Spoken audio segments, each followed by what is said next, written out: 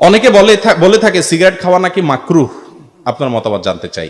জর্দা খাওয়া সম্পর্কে ইসলাম কি বলে জানতে চাই। মহিলাদের জন্য মুখ ঢেকে রাখা পর্দার অন্তর্ভুক্ত কিনা, করমার্দন করে বুকে হাত দেয়া জায়েজ আছে কিনা, সালাত পড়াকালীন সিজদার স্থানে না তাকিয়ে অন্যদিকে তাকালে নামাজ হবে কিনা, ভিতরের নামাজে দোয়া কুনুত না পড়লে সালাত হবে কিনা, পুরুষের মাথার চুল কাটার পদ্ধতি কি রকম হতে পারে জানতে চাই। একজন হুজুর ওয়াজে বলেছেন হারাম খেলে নাকি ইবাদত কবুল হয় না। কতটুকু সত্য, কতটা একেবারে পুরোপুরি মিথ্যা না। তবে হারাম খেলে দোয়া কবুল হয় না এইটুকু হাদিসে অবশ্যই আছে। আমাদের দেশে বেশিরভাগ মানুষ মনে করে আগে পয়সা কামায়নি, পয়সা করি কামানো হয়ে গেলে এক সময় হাজি সাহেব হয়ে যাব, দায়টাই রেখে মসজিদ মাদ্রাসা দিব, মাহফিল দিব, সবাই মারহাবা দিবে। আমি যে আকাম কুকাম করে পর্যন্ত আসছি এটা তার পাবলিক জানবে না। পাবলিক না জানলে কি হয়েছে, আল্লাহ জানে কি জানে না? অতএব আল্লাহর চোখে দুলা দেয়া সম্ভব না। যারা মনে করেন যে আকাম কুকাম করে পয়সা কড়ি করে শেষ বয়সে হাজি সাহেব সাইজা যাবো, গাজী সাহেব সাইজা যাবো, বা লেবাস পোশাক লাগায় ফেলাবো আর আগের গুলো সব ঢেকে যাবে, তারা বোকার স্বর্গে বাস করছেন। আল্লাহর কাছে কোনো কিছু লুকাইত না। এজন্য হারাম যে খায় তার দোয়া কবুল হয় না। এবং হারাম খায় যে দেহ গঠন হয়, নবী সাল্লাল্লাহু আলাইহি ওয়াসাল্লাম বলেছেন আন্নারু আউলা বি, ওই দেহ জাহান্নামে যাবে, সেটা কখনো জান্নাতে যেতে। এমনকি বাইতুল্লাহ কাবা গিয়ে যদি দুই হাত তুলে দোয়া করেন, অনেকে আছে শ্রমিকের টাকা পয়সা দেয় না, প্রতি বছর যায় হজ করে, রমজানে ইতিকাফ করে মক্কা শরীফে, আর এদিকে শ্রমিকের টাকা দেয় না, আছে না নাই? এই হজ দেখে আল্লাহ রাব্বুল আলামিন হয়তো হাসেন। কারণ নবী সাল্লাল্লাহু আলাইহি ওয়াসাল্লাম বলেছেন আন্না ইউস্তাজাবু লিযালিক, আন্না ইউস্তাজাবু লাহ। যে ব্যক্তি হারাম দেহ গঠন করেছে, হারাম খেয়ে দেহ গঠন করছে, সে মক্কায় এসে যদি চিৎকার করে কাঁদতে থাকে আর চোখের পানিতে বুক ভাসায় ফেলে, তার দোয়া কিভাবে কবুল হবে? আল্লাহ কখনো কবুল করবেন? এই জন্য হারাম খাওয়া বড় ডেঞ্জারাস। আমাদের দেশে আজকাল বেশিরভাগ মুসলমানদের ধারণা হলো যে পয়সা কড়ি হইলে বাঘের কল্লাও পাওয়া যায়, টাকা হইলে বাঘের কল্লাও পাওয়া যায়, এরকম একটা কথা আছে না আমাদের দেশে? অতএব বাঘের কল্লা জন পাওয়া যায়, আল্লাহরও পাওয়া যায়, বাঘে টাকা কামায়নি, এরকম একটা কনসেপ্ট আছে না নাই? ভুল ধারণা। আল্লাহ আমাদেরকে বোঝার তৌফিক দান করুন। একজন বোনের প্রশ্ন, মহিলাদের জন্য মুখ ঢেকে রাখা পর্দার অন্তর্ভুক্ত কিনা। জি ভাই, মহিলারা মুখ ঢেকে রাখবেন। মুখ যদি বাঁধতে অসুবিধা হয় কিন্তু কাপড় ঢেকে রাখবেন, কাপড় দিয়ে টেনে দিবেন। আল্লাহ রাব্বুল আলামিন মেয়েদেরকে কোরআনে কারীমে বলেছেন ইউদনিনা আলাইহিন্না মিন জালাবিবিহিন্না, মাথার উপরের কাপড়কে জলবাব বলা হয়। এই জলবাবকে আল্লাহ বলেছেন ইউদনিনা আলাইহিন্না, তাদের নিজেদের উপরে তারা টেনে দিবে। অতএব পর্দা করতে হবে। মুখের যে দেখা, এটাই তো সবচেয়ে বেশি আকর্ষণের জায়গা। তবে হ্যাঁ, মুখকে যে একেবারে বেঁধে ফেলতে হবে মেকআপ দিয়ে, এটা জরুরি না। আপনি ওড়নাকে একটু টেনে দিলেন, বাস, তাতে আপনার পর্দা হয়ে যাবে, যাতে প্রদর্শিত না হয়। আজকাল তো প্রদর্শন হয় রীতিমতো। তবে হ্যাঁ, অনেক ওলামায়ে কেরাম এ ব্যাপারে মত পার্থক্য করেছেন।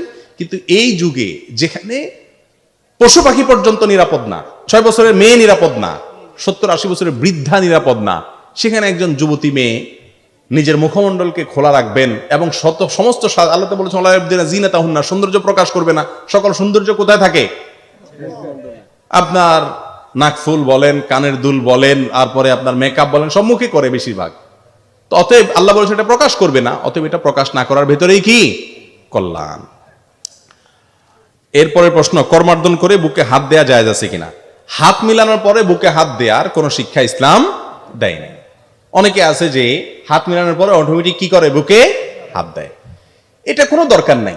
এটা কোনো কোনো ক্ষেত্রে অতিভক্তি করে, সবসময় না, কোনো কোনো ক্ষেত্রে অতিভক্তি। আর অতিভক্তি লক্ষণটা কি না, ভালো না। অতএব বুকে হাত দেওয়ার দরকার নাই। হ্যাঁ, 2-1 সময় হয়ে গেছে, এটাতে কোনো অসুবিধা নাই, কিন্তু মুসাফার সাথে বুকে হাত দেওয়ার কোনো সম্পর্ক নাই। সালাত পড়াকালীন সিজদার স্থানে না তাকিয়ে অন্যদিকে তাকালে নামাজ হবে কিনা। নামাজ হয়ে যাবে, কিন্তু উচিত হলো নিজের নামাজের এরিয়াতে তাকানো, ডানে বামে না তাকানো, কিন্তু নামাজ হয়ে যাবে যদি অন্যদিকে তাকায়। ভিতরের নামাজে দোয়া কুনুত না পড়লে সালাত হবে কিনা। আরবের অনেক উলামায়ে কেরামতে নামাজ হয়ে যাবে, কিন্তু ইমাম আবু হানিফা রাহিমাহুল্লাহ সহ অনেক উলামায়ে কেরামতে ভিতরের নামাজে দোয়া কুনুত ওয়াজিব, যার কারণে ভিতরের নামাজ ইচ্ছাকৃত ভিতরের নামাজে দোয়া কুনুত না পড়লে ভিতরের নামাজ আদায় হবে না। এই মত অনুযায়ী পুরুষের মাথার চুল কাটার পদ্ধতি কি রকম হতে পারে জানতে চাই। পুরুষের মাথার চুল হয় রাখবেন আর না হলে কাটবেন। রাখার পদ্ধতি 3টা, কানের লতি বরাবর, কাঁধ বরাবর, আর একটু বড়, জুম্মা, লিম্মা, ওয়ফরা, 3 ধরনের চুল রাখা যায়। আর যদি কাটেন, ছোট করেন, তাহলে পুরা মাথার চুল ছোট করবেন সমান করে। কিন্তু মাথার এখান দিয়ে কয়টা চুল রাখলেন, এদিক দিয়ে চাইছে ফেললেন, এদিক দিয়ে একেবারেই 0 মারলেন মেশিনে, এদিক দিয়ে একেবারে বড় বড় আপনার তাল গাছের আঁশের মতো। এরকম অনেক ফুটবলার রাখে, রাখে কি রাখে না? তো এদের দেখে দেখে আমাদের অনেক যুবকরাও রাখে, আছে না নাই? এটাকে হাদিসের ভাষায় বলা হয়েছে কাজা। কাজা পরিপূর্ণভাবে হাদিসে নিষেধ, এভাবে চুল কাটা জায়েজ না, এটা হারাম। এগুলো হলো একরকমের মাতলামি। এই যে এখন দেখবেন কানে দুল পরে ছেলেরা, আছে না নাই? আবার ওই যে নাকেও পরা শুরু হয়েছে, আমাদের দেশে কম, ওই পশ্চিমা দেশগুলোতে আছে, নাকের মধ্যে কি লোহা একটা ভরে থুয়ে দেয়। তো এই জন্য বললাম কত রকমের মাতলামি পাগলামি যে দুনিয়াতে হবে কিয়ামতের আগে, সবচেয়ে উত্তম স্টাইল হলো মুহাম্মদুর রাসূলুল্লাহ সাল্লাল্লাহু আলাইহি ওয়াসাল্লামের স্টাইল। আল্লাহ তাআলা সেটা আমাদেরকে ধারণ করার তৌফিক দান করুন। জর্দা খাওয়া সম্পর্কে ইসলাম কি বলে জানতে চাই। ভাইরা আমার, জর্দার মধ্যে যেটা মিষ্টি জর্দা, বিশেষ করে এটা আমাদের চাচাদের মুরব্বীদের শোনা দরকার। মিষ্টি জর্দা যেটা শুধু গ্রানের জন্য খাইলেন, যদি ক্ষতিকর কিছু না থাকে, এটা জায়েজ আছে। কিন্তু তামাক যে জর্দা আছে, সেই জর্দা খাওয়া জায়েজ হওয়ার কোনো রাস্তা নাই। মুশকিল হলে অনেক হুজুররাও খায়, কোথায় থুতু মারবো, নিজের গায়ে আসবে, কিন্তু উপায় নাই। তামাক এটা সিগারেটের ভিতরে ভরে টান দিলে সেটা যদি না জায়েজ হয়, তাহলে এটা ডাইরেক্ট চাবায়া চাবায় খেয়ে ফেললে তো ডেঞ্জারাস ব্যাপার হয়ে যাবে, ঠিক না ভাই? ঠিক। আর দ্বিতীয়ত হলো মাহাররামা কালিলুহু মাহাররামা কাসীরুহু ফাকালিলুহু হারাম।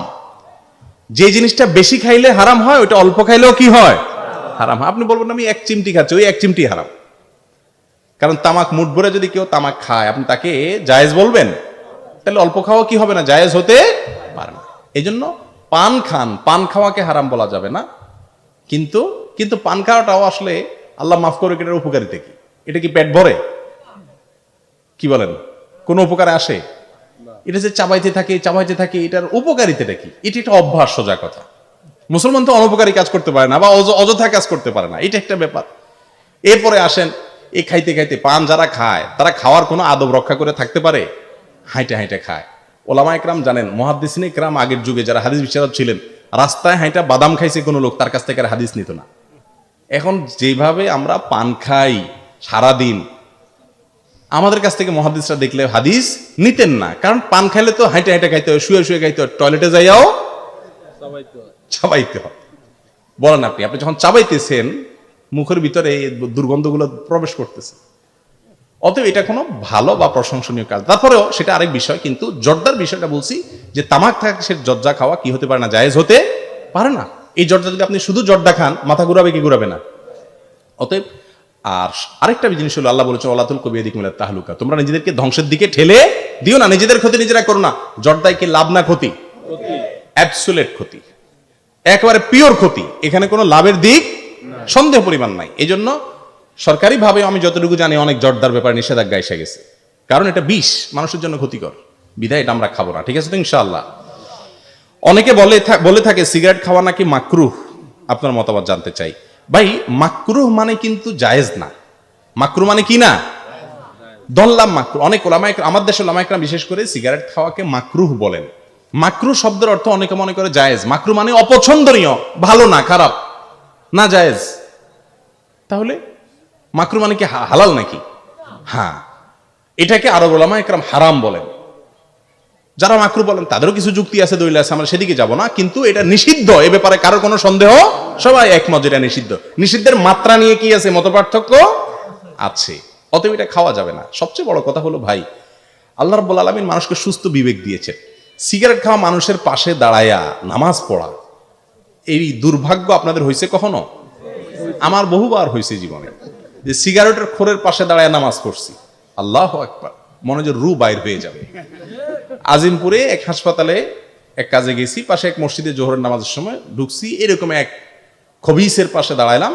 আল্লাহর বান্দা, যেহেতু সে আপনারা চিনেন না, তার খবিস বললে দোষ হবে না, আসলে তো খবিস নোংরা রুচির মানুষ। তার মুখের দুর্গন্ধে এবং তার শরীরের দুর্গন্ধে আমার রু বাইর মতো অবস্থা। আমি আবার নাছোড় বান্দা, যে এর তো অসৎ কাজের বাধা প্রদান করতে হয়, কিন্তু আমি যদি এর বেশি কথা বলতে চাই, যদি আমার বক্সে টক্সে মেরে বসে যে আমার ব্যাপার, আমার টাকা দিয়ে সিগারেট খামি, আপনার কি কাম, এটা তো ওয়াজের মঞ্চ না, কিভাবে কি করণ যায়। তো বুদ্ধি করে পরে আমার পকেটে সবসময় কাগজ কলম থাকে, কাগজ কলম নিয়ে লিখলাম যে ভাই, আপনার পার্শ্ববর্তী মুসল্লিকে কষ্ট দিয়ে নামাজ পড়লে এতে আল্লাহ খুশি হবেন না। আল্লাহর বান্দাকে কষ্ট দিলে আল্লাহ কখনো খুশি হয় না। আল্লাহর অস্তে দুর্গন্ধ, এটা থেকে বেঁচে থাকবেন। কিছু পরামর্শ দিয়ে ওই লোক যখন সুন্নতের নিয়ত করছে, মাত্র দেখলাম যে অন্তত 2 রাকাত সুন্নত পড়তে 2-3 মিনিট তো লাগবে। এই ফাঁকে আমি পালায় যাব, কাগজটা লিখে তার সামনে দিয়ে আমি আইজো দৌড় কাইলে দৌড় জুতা নিয়ে যে বেটা যখন সালাম ফিরে কাগজ পড়বে ততক্ষণ তার আমার খুঁজে পাবে না, আমার কাজও হাজির হয়ে গেল মাঝখান দিয়ে, তারা অসৎ কাজের বাধাও প্রদান করলাম আর আমার জানও বাঁচলো আলহামদুলিল্লাহ। অনাজকে অসৎ কাজের বাধা প্রদান করতে গিয়ে মাইদুর খাইয়া আসে, এরপর বলে হুজুর আপনার কথা শুনতে গিয়ে মাইদুর খাইছি। আপনারা আল্লাহ তাআলা বুদ্ধি বিবেক দেয় নাই, বুদ্ধি বিবেক খাটান, সবই চলবে, সৎ কাজের আদর্শ চলবে, অসৎ কাজের নিষেধও চলবে ইনশাআল্লাহ। অতএব এটা ভালো কাজ না।